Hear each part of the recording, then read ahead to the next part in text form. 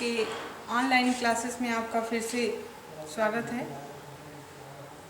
आपको बता दें कि आपकी जो है ऑनलाइन क्लासेस तो शुरू ही हैं, उसके साथ साथ ऑनलाइन आपका प्रवेश भी प्रारंभ हो चुका है, जिस वेबसाइट के माध्यम से www.sbicollege.org के माध्यम से, इस वेबसाइट के माध्यम से आप जो है प्रवेश ले सकते हैं, जो है कि और विद्यालय के बारे में जो भी आपको जानकारी प्राप्त करनी हो तो प्राप्त कर सकते हैं और हमारे ग्रुप इस विद्यालय के ग्रुप में ऐड होके क्लासेस ज्वाइन कर सकते हैं। तो प्लीज़ एडमिशन फॉर्म यहाँ पर आपको जो है उपलब्ध है, तो आप घर पे बैठे ही फॉर्म भर के हमारे क्लासेस अटेंड कर सकते हैं, ठीक है।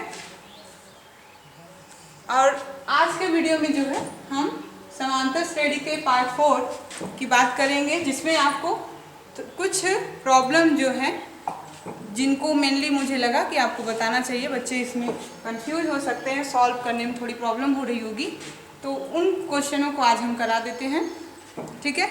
आगे इसके बाद और भी क्वेश्चन आपको सॉल्व करते रहिए, प्रयास करते रहिए, होता रहेगा। जो भी प्रॉब्लम है आप उसको कमेंट करिए, ठीक है। पहला क्वेश्चन आपसे कह रहा है, ये दो क्वेश्चन हमने लिए हैं, जिसमें कह रहा है कि अगर ये समांतर श्रेणी है, पहले तो आपको शो करना है कि ये समांतर श्रेणी है। अगर समांतर श्रेणी है तो इसका सार्व अंतर क्या है, और इसके आगे के 3 पद भी आपको निकालने हैं, मतलब इसके और भी 3 आपको पद ज्ञात करने हैं आगे के, ठीक है। तो इन क्वेश्चनों को पहले हम देख लेते हैं किस प्रकार के हैं। पहले इनको चेक करेंगे कि क्या ये समांतर श्रेणी में हैं या नहीं। तो पहला क्वेश्चन हम यहाँ से लेते हैं। क्वेश्चन है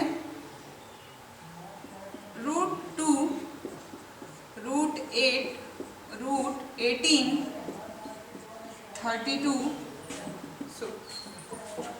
इस श्रेणी को हमको बताना है कि ये एपी में है, यानी अरिथमेटिक प्रोग्रेशन है या नहीं।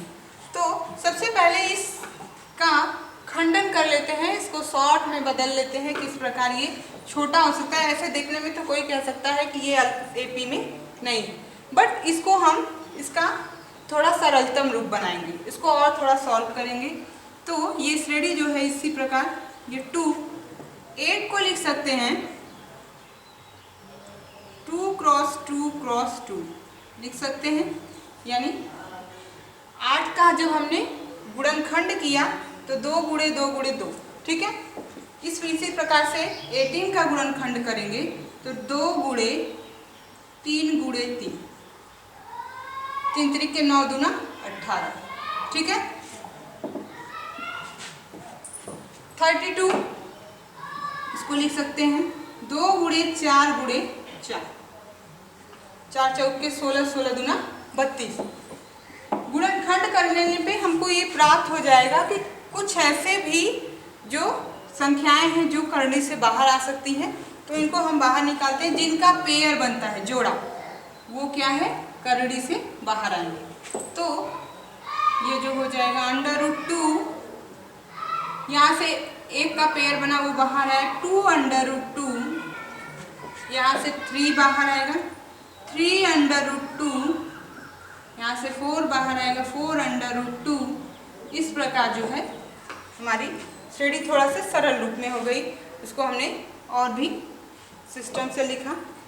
अब हमें ये चेक करना है अगर किस श्रेणी समांतर श्रेणी में है कि नहीं, तो उसके लिए आपको क्या ज्ञात करना है, सार्व अंतर। अगर सार्व अंतर समान है तो आप जो है कह सकते हैं कि श्रेणी क्या है, समांतर श्रेणी में आते हैं। कॉमन डिफरेंस निकालेंगे, सार्व अंतर।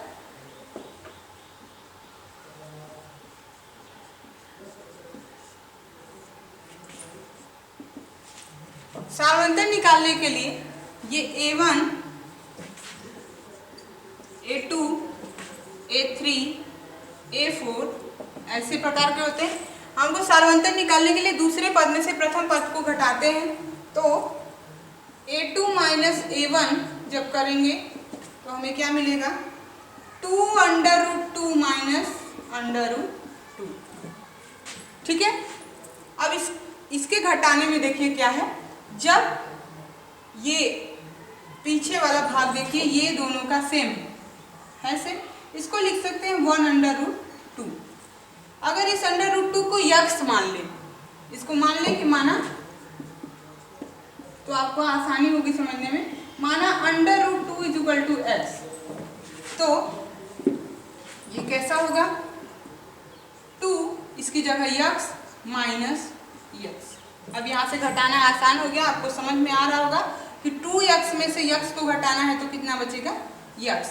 और यक्स का पुनः मान जब हम रखेंगे तो क्या मिलेगा, इसी को कहेंगे √2। यानी जो हमारा d की वैल्यू जो हमको मिली है वो कितना मिला, √2। एक और निकाल लेते हैं, एक बार फिर से चेक करेंगे। इसको d1 कहिए, ये d2 निकाल। d2 निकालने के लिए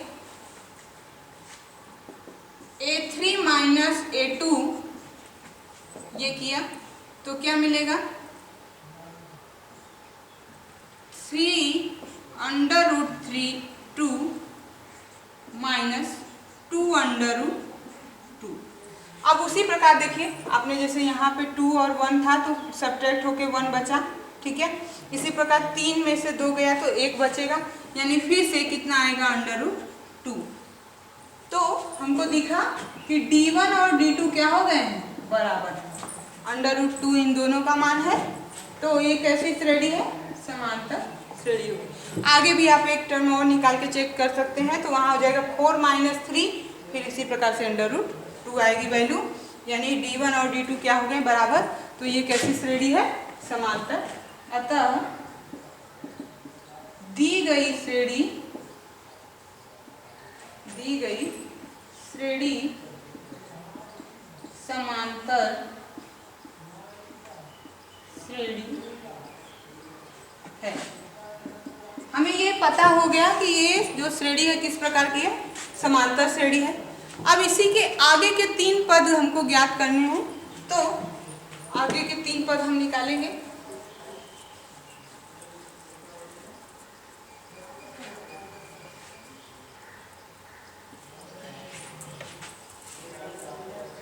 हमें दिया गया है जो a1 दिया गया है, a2 दिया गया है, a3 और a4। 4 पद हमें पता है, 3 और निकालने हैं, यानी a5 निकालना है हमें, a6 और a7। ये 3 पद हमें क्या करने हैं, ज्ञात करने हैं, ठीक है। ये 3 पद ज्ञात करना है आपको श्रेणी की, ठीक है। तो आते हैं a5 की बात करते हैं। a5 या इसी को t5 भी कहते हैं, ठीक है। ये कैसे निकालते हैं, यहाँ 5 है तो इस प्रकार a + 4d, ठीक है। ये बता चुके हैं हम किस प्रकार है, इस प्रकार बनते हैं। या आपको ये ना करने आ रहा हो तो आप सीधे n वें पद का फार्मूला लगाइए। tn = होता है a + n - 1 × d।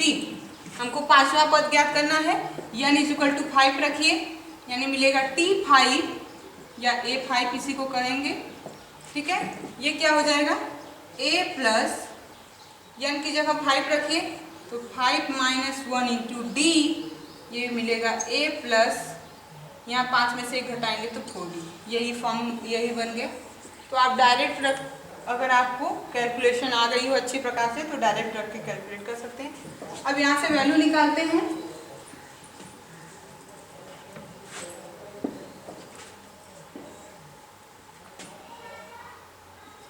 प्रथम पद कितना है, √2, और सार्वंतर भी कितना है, √2। d का मान भी कितना है, इसी को a कहिए, स्मॉल a, ये भी √2, ठीक है। अब जो है t5 निकालेंगे, t5 बराबर है, तो a की वैल्यू कितनी है, a की वैल्यू √2 प्लस 4 × d की वैल्यू √2, ठीक है, वैल्यू रखिए √2 प्लस मल्टीप्लाई करेंगे तो 4√2। इस प्रकार से ये दोनों को ऐड करेंगे, ये 1 है, 1 और 4 मिलके हो गया 5√2, यानी जो नेक्स्ट टर्म मिला हमको है वो 5√2। नेक्स्ट की बात देखिए, अगर आप थोड़ा सा ऐसे कैलकुलेट भी नहीं करेंगे तो भी हो जाएगा, आप मुझ ओरली इसको कर सकते हैं। यहाँ √2 था, यहाँ 2√2, यहाँ 300, यहाँ 4√2, यहाँ 5 में 5√2, 6 में 6, इसको भी प्रूव कर देते हैं। तो अब आते हैं छठवें पद की बात करेंगे, A6 निकालते हैं।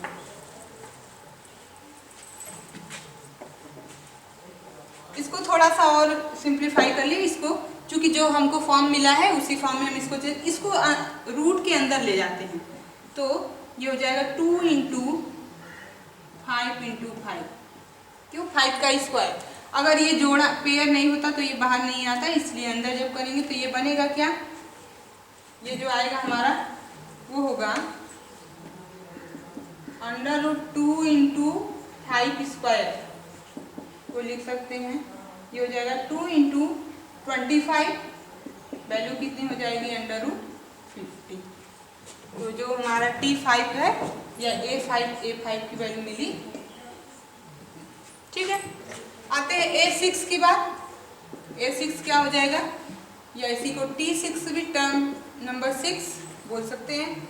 A + 5D, उसी प्रकार से लिखिए, 6 है तो 5 होगा, एक कम डिफरेंस जो है, ये हो जाएगा √2 + 5√2, D की वैल्यू √2 मल्टीप्लाई करेंगे तो इस प्रकार ये हो जाएगा 6√2।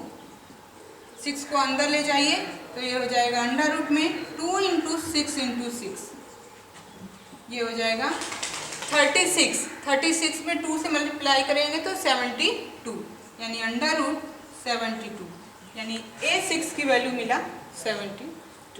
ठीक है, आते हैं नेक्स्ट। अब A7 ज्ञात करें।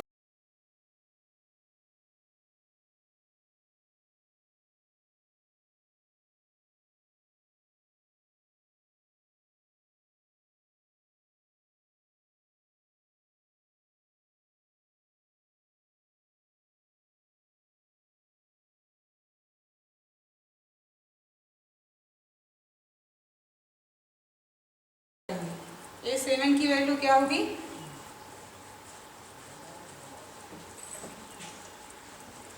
A7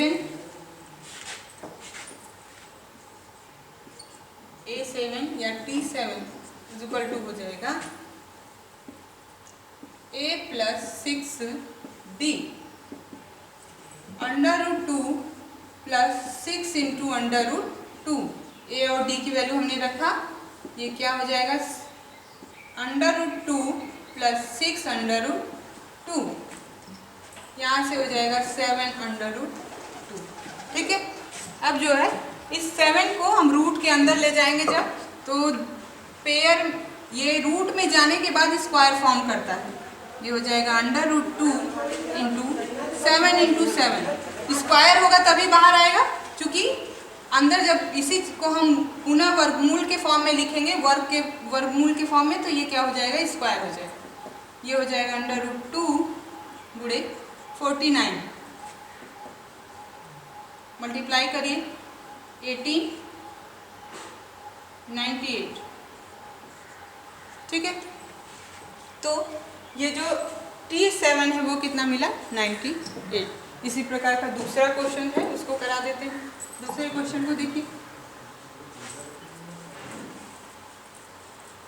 वो ऐसे टर्म निकालने हैं, बस आपको थोड़े से हिंट की जरूरत है, हम हिंट दे रहे हैं, आप उसको कैलकुलेट करिएगा क्वेश्चन को। उसी का दूसरा √3 √6 √9 √12। आपसे ये पूछा है कि ये समांतर श्रेणी है कि नहीं, तो इसको आप देखिए, जब आप जनरल फॉर्म में लिखेंगे तो ये √3 ही रहेगा, यहाँ से इसको लिख सकते हैं √2 गुणे 3, इसको लिख सकते हैं √3 गुणे 3, इसको लिख सकते हैं 4 × 3। ठीक है, अब ये क्या हो जाएगा, √3 ये लिख सकते हैं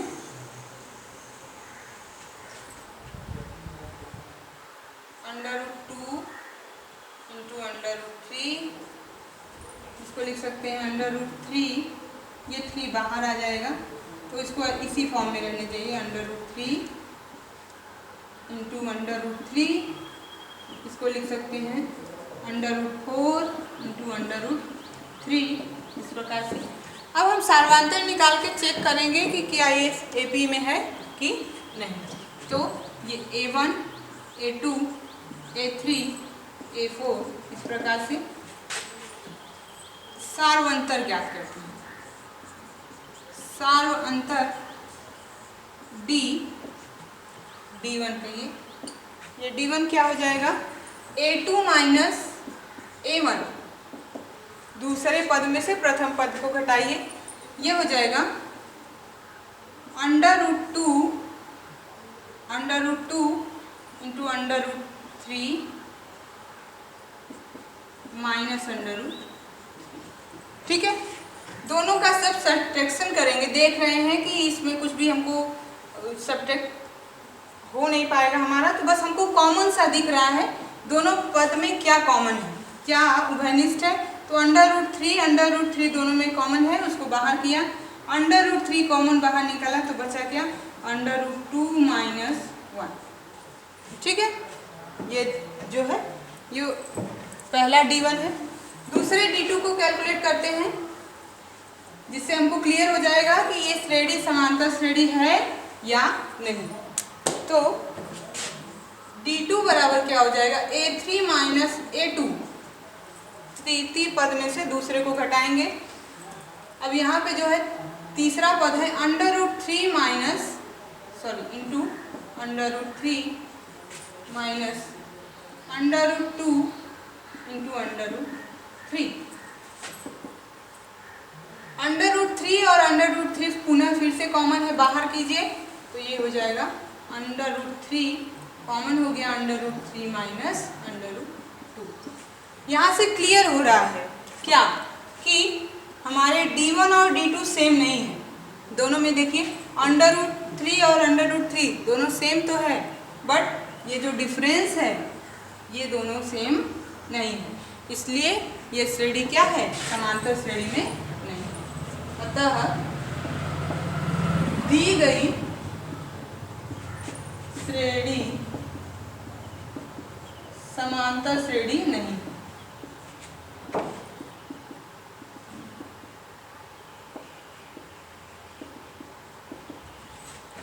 ठीक है, तो आप दोनों क्वेश्चन को देखिए किस प्रकार से जो है श्रेणी को चेक किए और कैसे आगे के पद को कैलकुलेट किया।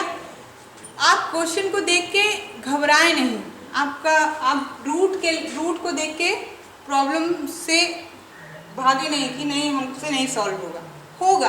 आप पेशेंस रखिए, क्यों नहीं होगा, 2 बार 4 बार में ज़रूर सॉल्व होगा। देख रहे हैं, तो इस प्रकार से रूट के प्रॉब्लम को हमने सॉल्व कराया। आगे के टर्न में और भी क्वेश्चन करेंगे। तो आज के लिए इतना ही। अब नेक्स्ट वीडियो में जो है और क्वेश्चन को सॉल्व करेंगे और टॉपिक को देखेंगे। बस आप घर में रहिए, सेफ रहिए, यही आपसे उम्मीद करेंगे। धन्यवाद।